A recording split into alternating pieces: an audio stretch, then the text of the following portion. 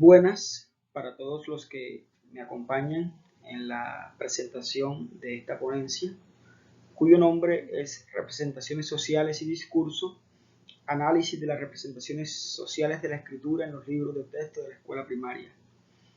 Esta ponencia la hago en compañía del profesor Alex Silgado Ramos. Yo soy Víctor Alfonso Moreno Pineda, soy profesor catedrático de la Universidad de Córdoba.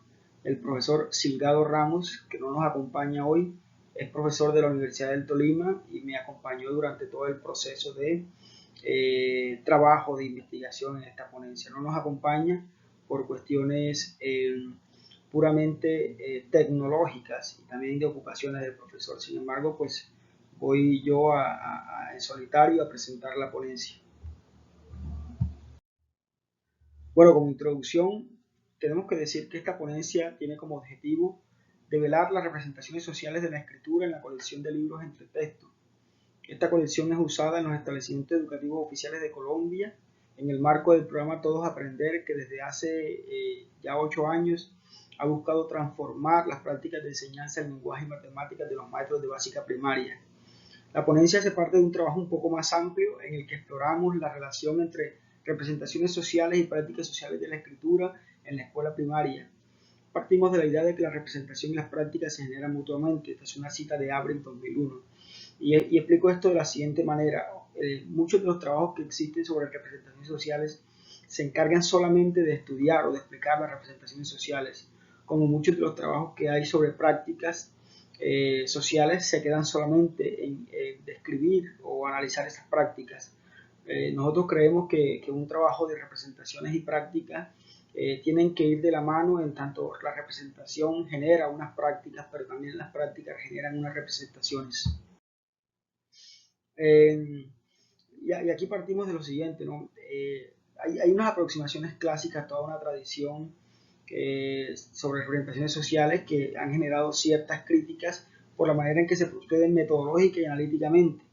Decíamos al comienzo que la tradición que va de Wundt a Durkheim, que es una tradición bastante amplia, que entiende las representaciones sociales como el hacer en el seno de la sociedad, y que de Durkheim pasa a Moscovici, de Moscovici a Gödel, entendió la representación por su conformación socialmente compartida.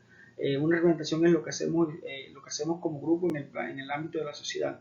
Sin embargo, este tipo de representaciones o este tipo de aproximaciones a representaciones son demasiado abstractas y carecen de o suelen carecer de herramientas metodológicas analíticas bastante rigurosas. No obstante, lo que se vislumbra es un acento el cual está puesto en la sociedad. Muchos trabajos no crean un nexo entre la condición y las prácticas sociales, y nosotros creemos que una forma de establecer ese nexo entre representaciones y prácticas, entre condición pura, que es como lo vemos Moscovici o como lo ve Gödel, y las prácticas sociales, está en el discurso, como afirma Van Dijk. Representaciones sociales. ¿Por qué nos inclinamos por esta manera de trabajo? ¿Por qué utilizamos el análisis crítico del discurso para analizar las representaciones sociales? Es decir, no solamente nos estamos quedando en el utilizar el análisis del discurso, sino que estamos utilizando el análisis crítico del discurso. Hombre, por lo siguiente, cuando pensamos en eso, hombre, de una vez nos estamos centrando en prácticas discursivas. Nosotros vamos a trabajar o trabajamos con libros de texto. Al poner ese acento en el discurso, en prácticas discursivas, podremos echar mano de unas estructuras lingüísticas, discursivas y semióticas en un sentido amplio que se someten a manipulación por las personas o los grupos. Y la tercera razón es que pues, desde la ACD se entiende que el discurso se convierte en un dispositivo para reproducir las relaciones de poder, dominación y relaciones sociales y resistencias sociales. Eso en este trabajo se va a entender como hegemonía. Y decir, esto último es muy importante porque, bueno, lo que nos interesa no es simplemente decir, miren, estas son las representaciones, que son tres las que vamos a analizar en los libros de texto, las que encontramos en los libros de texto, sino que vamos a entender cómo esas representaciones intentan imponer unas prácticas de enseñanza de la escritura o de escritura en el aula, y cómo los profesores pueden resistir o ejercer resistencia frente a eso que intentan imponer los materiales académicos. Algunas precisiones metodológicas para el trabajo.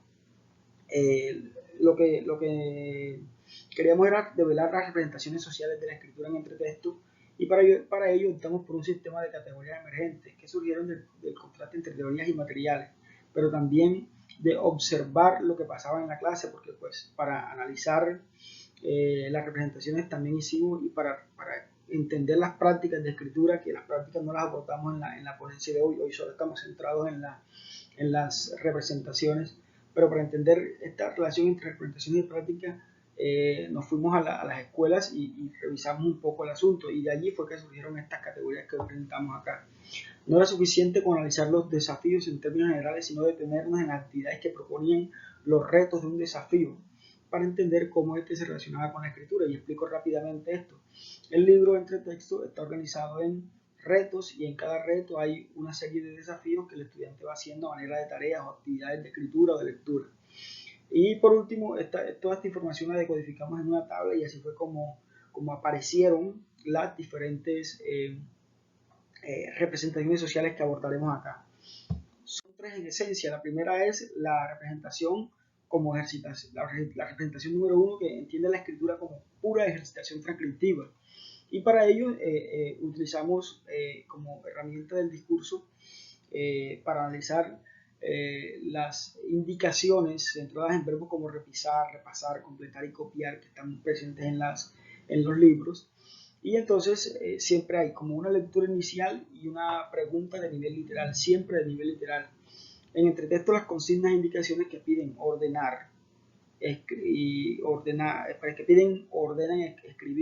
A partir de los verbos mencionados se tienen como actas de habla directivos en los que se esperan que el estudiante realice la tarea expresada en los enunciados. Es decir, aquí siempre la actividad es repasar, reteñir, le llaman también, una palabra que ha salido de una oración que sale de un texto que han leído los estudiantes, o escribir a manera de planas de 2 o 3 líneas una oración que sale de una lectura que han hecho los estudiantes con los profesores. La representación número 2 se llama la escritura como instancia subsidiaria de la lectura. Pues esto es sencillo, ¿no? Todas las actividades de escritura que van a hacer los estudiantes están pensadas desde una lectura inicial. Nos centramos en los desafíos y retos que tienen como categorías discursivas distintas modalidades de preguntas. Es decir, aquí, mientras que allá eran órdenes, aquí hay preguntas, y las preguntas de alguna manera limitan lo que la persona tiene que contestar o escribir. Entendemos aquí la pregunta como una intención discursiva que condiciona y controla los ejercicios de escritura que proponen los libros. Las modalidades de pregunta esconden una estrategia de dominación y control que obligan al oyente a dar respuestas sobre los aspectos focalizados por el interrogador.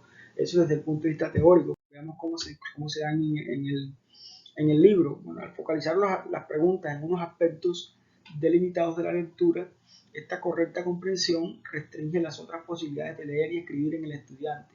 Esto es, la escritura que se propone en cada uno de estos retos, al estar subsumida al reto inicial, se ajusta una comprensión fragmentada del texto. Es decir, siempre se va a preguntar cosas concretas, lo que se pregunta sobre aquello que creemos que el estudiante debe desarrollar, comprender o desarrollar, y eso está relacionado con los niveles de lectura y escritura, de lectura sobre todo. La representación número 3 es creación o proceso cognitivo. Los retos que analizamos ahora tienen como rango particular el hecho de proponer ejercicios de escritura en los que el estudiante debe escribir una idea sobre algún tópico determinado o construir una tipología textual. Son dos cosas, ¿no? En algunos casos es crear un cuento, crear algo así, y en el otro caso es escribir una tipología textual del ámbito académico. En ambos casos lo que se busca es que el estudiante primero cree, aunque las indicaciones que se dan aquí son muy pocas, o que construya ciertos tipos de textos muy importantes en el ámbito académico. Esto lo asociamos con las nociones de crear o producir textos, siguiendo más que todo en el último caso el proceso cognitivo por Flower y Hayes. En esta representación se insiste en promover unos tipos de textos aislados del contexto social de los estudiantes, resúmenes, reseñas. La razón está en la noción de comunidad textual de la que habla Olson. Para el autor, la cultura escrita es una condición social. Por tanto, cuando la escuela enseña tal tipo de textual, lo que pretende es incluir en una comunidad textual determinada la comunidad académica hegemónica a los estudiantes. Conclusiones. Las representaciones de la escritura en este texto se constituyen en un modo único de concebir la escritura consistente en lo que Strick 2014 denominó pedagogización de la literacidad. Esto es la hegemonía de unas prácticas letradas sobre otras. Nosotros, sin embargo, creemos que los libros de texto se centran mucho en lo puramente académico y se olvidan de lo que pasa en la vida cotidiana de los estudiantes, y por eso cerramos esta ponencia con una cita de Zavala, que dice: es importante que reconozcamos la importancia del contexto, la identidad y la práctica en la lectura y la escritura, y que prestemos atención a la manera en que la gente le confiere sentido a su vida a través de prácticas letradas cotidianas que no suelen ser reconocidas en el discurso hegemónico acerca de la literacidad. Y esto tiene que ver con escribir la experiencia propia. Aquí tenemos las referencias. Muchísimas gracias.